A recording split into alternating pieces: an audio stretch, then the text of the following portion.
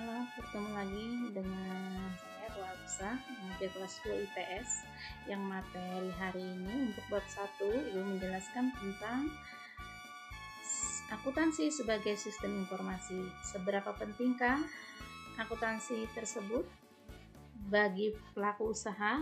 Nah, jadi Ibu nyampaikan di sini untuk materi sistem informasi akuntansi tidak ada satupun instansi ataupun perusahaan yang tidak menggunakan sistem informasi akuntansi. Jadi kalau untuk sistem informasi akuntansi ini amat sangat penting ya, apalagi bagi untuk pelaku usaha. Nah, tujuannya apa sih pembelajaran ini? Ya, pertama, siswa mampu menjelaskan sejarah akuntansi di dunia dan di Indonesia dengan runtut. Kemudian siswa mampu mendeskripsikan pengertian akuntansi, manfaat akuntansi, dan pemakai informasi akuntansi dengan tepat. Kemudian siswa juga mampu menganalisis karakteristik kualitas informasi akuntansi yang tepat. Jadi kita bisa menilai sebagus mana sih sistem informasi yang dilaporkan tersebut, bagus apa tidak. Nah, kemudian siswa mampu menganalisis prinsip dasar akuntansi ya dan bidang-bidang akuntansi yang tepat. Yang terakhir adalah siswa mampu mendeskripsikan profesi akuntan, tugas profesi akuntan, dan etika profesi akuntan dengan tepat. Nah, itu tujuan dari pembelajaran materi bab 1 ini untuk akuntansi sebagai sistem informasi akuntansi. Nah, bagaimana sih? Yang pertama kita bahas tentang perkembangan akuntansi di dunia. Nah, itu pertama Luca Pacioli tahun 1494 melaporkan sistem tata buku berpasangan atau double entry bookkeeping. Nah, Luca Pacioli menulis buku berjudul Summa de Arithmetica Geometrica Proportioni et Proportionalita. Dalam buku tersebut terdapat bab berjudul Tractus de Computis et Scripturis dan menggambarkan pembukuan berpasangan.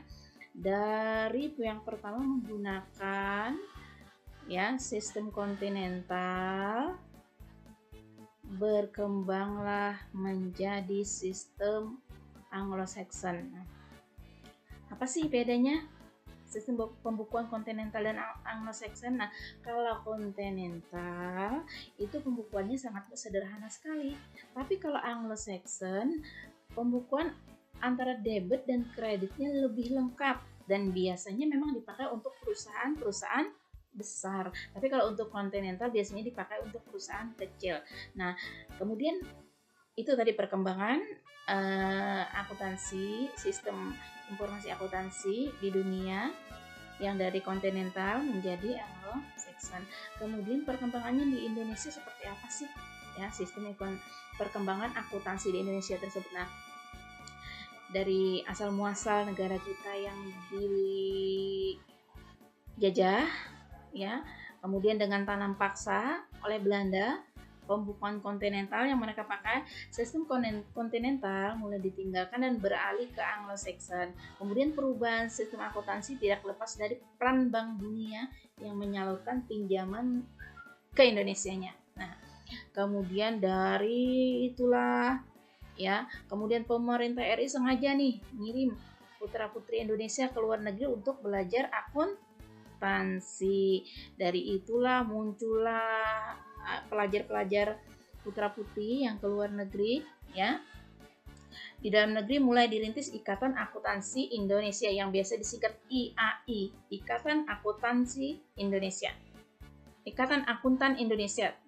Kemudian untuk membimbing perkembangan akuntansi tersebut serta mempertinggi mutu pendidikan dan pekerjaan akuntan. Ya, kemudian berkembang tersebut, maka dikeluarkanlah Undang-Undang PMA, penanaman modal asing tahun 1967, kemudian Undang-Undang PMDN, penanaman modal dalam negeri tahun 1968.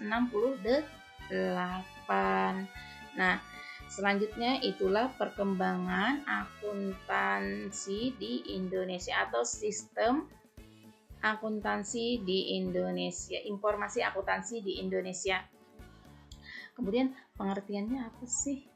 Untuk pengertian akuntansi itu kan dari tadi bilangnya akuntansi ya.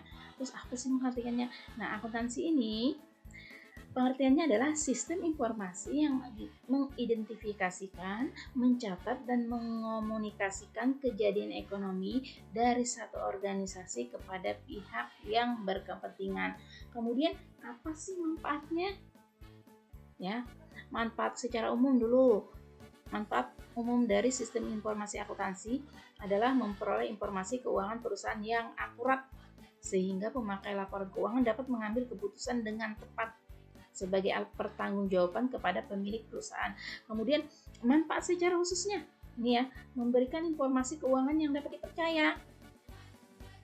Baik memperoleh laba, informasi akuntansi juga mengenai kebijakan yang digunakan perusahaan serta aktivitas pembiayaan dan investasi ya. Itulah tadi manfaat secara khususnya. Kemudian selanjutnya siapakah pemakai informasi akuntansi? Pasti ada pemakainya karena ada yang bikin, pasti ada pemakainya. Ya, pemakai pertama adalah internal, yang kedua adalah eksternal. Untuk internal apa sih?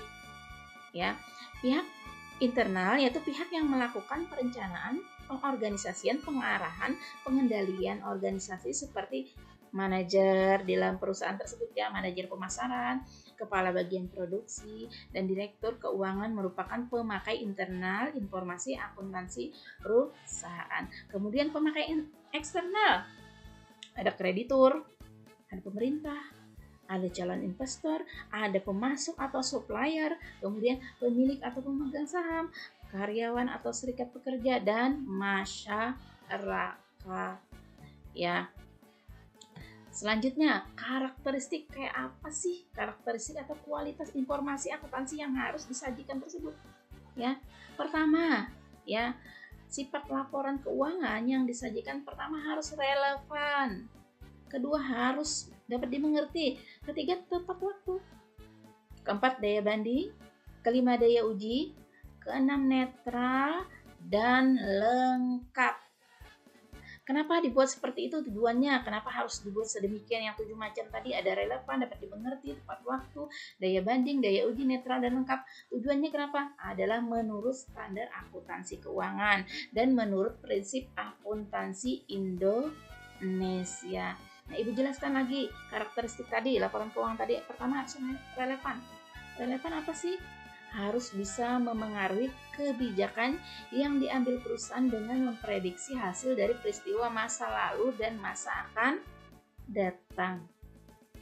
Kemudian dapat dipahami, ini pasti kan harus laporan itu harus dapat dipahami. Jadi informasi yang berkualitas tidak hanya penting saja dan bagus saja, tapi juga harus dapat dipahami oleh bagi pemakainya. Kemudian tepat waktu, ya laporan itu harus tepat waktu.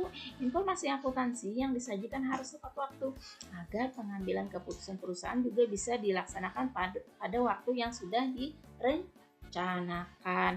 Kemudian memiliki daya banding. Setiap informasi akuntansi, terutama laporan keuangan, harus bisa dibandingkan dengan laporan yang lainnya. Misalnya antara tahun sekarang dengan tahun sebelumnya, atau perusahaan satu dengan perusahaan yang lainnya. Kemudian daya uji, reliabilitas. Informasi akuntansi perlu dilakukan pengujian terlebih dahulu. Kenapa harus begitu? Tentu supaya kebenaran informasi yang terjamin dong, ya kan? Informasi keuangan itu harus dapat diperiksa oleh pihak lain sehingga menghasilkan pendapat yang sama dengan kita. Karena netral, akuntansi harus bersifat netral, tidak boleh memihak pada pihak manapun, ya. Karena yang disajikan harus sesuai dengan data yang ada. Kemudian lengkap. Informasi akuntansi yang disajikan tidak boleh setengah-setengah, harus lengkap dan mencakup semua kebutuhan bagi pemakainya. Ya, informasi tersebut ya supaya tidak menimbulkan berbagai pertanyaan nanti bagi pemakai. Jadi harus lengkap sedemikian rupa. Nah, itu tadi ya materi yang Ibu sampaikan mengenai sistem informasi akuntansi. Ini untuk pertemuan pertama ya.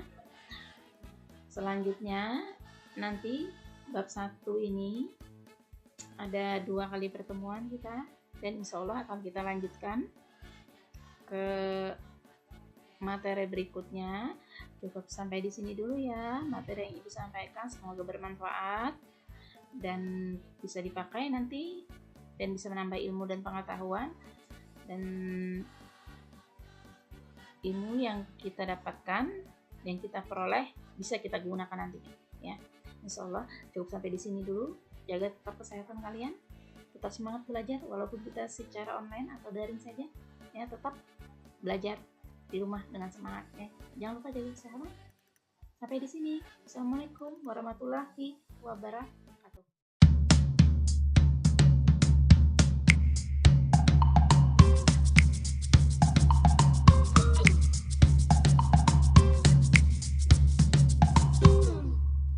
Thank